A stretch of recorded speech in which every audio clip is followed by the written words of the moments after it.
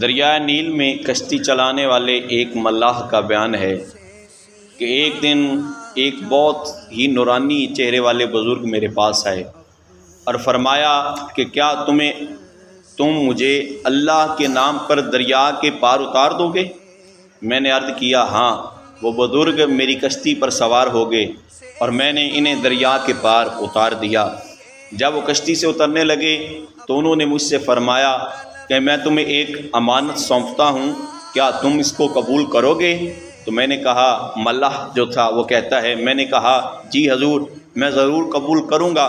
تو انہوں نے فرمایا کہ کل تم فلاں درخت کے پاس ظہر کے وقت آنا تو تم کو وہاں میری لاش ملے گی، تم مجھ کو غسل دینا، میرے سرہانے جو کفن تم کو ملے اس کو مجھے پہنا کر اسی درخت کے نیچے مجھے دفن کر دینا، اور میری گدڑی اور آسا یعنی میرے کپڑے بچے ہوئے جو ہوں گے اور آسا اور مشک کو اپنے پاس رکھنا، اور جو شخص ان چیزوں کو طلب کرنے کے لیے تمہارے پاس آئے اس کو یہ سب سامان دے دینا۔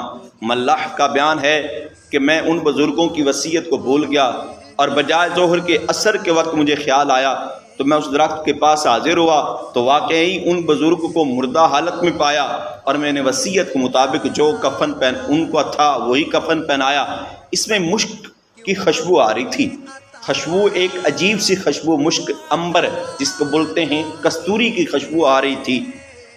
میں نے جو ہی ان کا جنازہ تیار کیا ایک دم نگاہ یعنی کہ یک دم جس کو بولتے ہیں، ایک طرف سے انسانوں کی ایک بہت بڑی جماعت آ گئی اور میں نے ان لوگوں کے ساتھ نماز جنازہ ادا کر کے اسی درخت کے نیچے دفن کر دیا اور اپنے گھر آ کر رات میں سو رہا تھا۔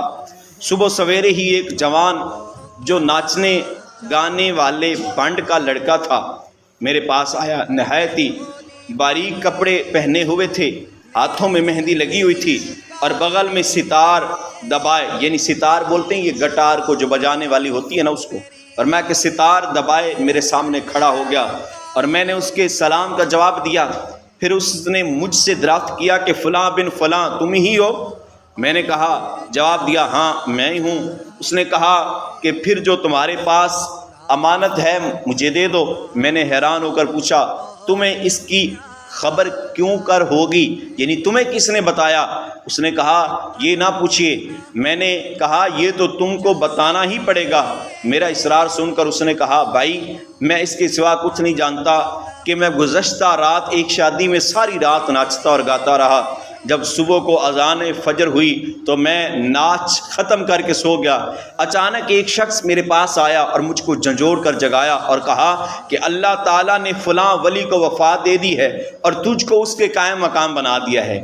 اللہ نے فلاں ولی کو موت دے دی ہے اور تجھ کو اس کے قائم مقام بنا دیا ہے، لہذا تو فلاں ملاح کے یہاں جا کر اس وفات پانے والے ولی کے تبرکات وصول کر لے جن کو بزرگ تیرے لیے بطور امانت ملاح کے پاس رکھ کر دنیا سے تشریف لے گئے۔ ملاح نے بیان کیا کہ میں نے ان بزرگوں کا تینوں سامان، یعنی ان بزرگوں کا تینوں سامان حسب وعدہ وصیت بانڈ کے لڑکے کو دے دیا۔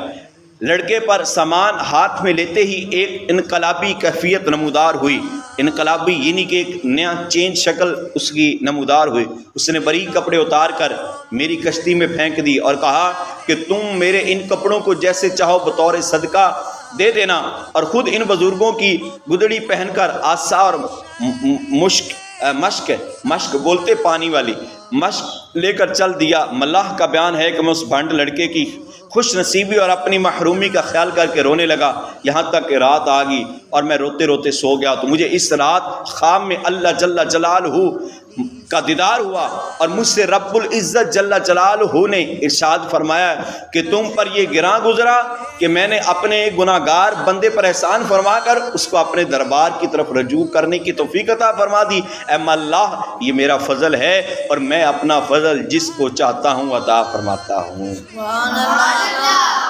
میں اپنا فضل جس کو چاہتا ہوں عطا فرماتا ہوں۔ یہ رب کی تقسیم کاری ہے۔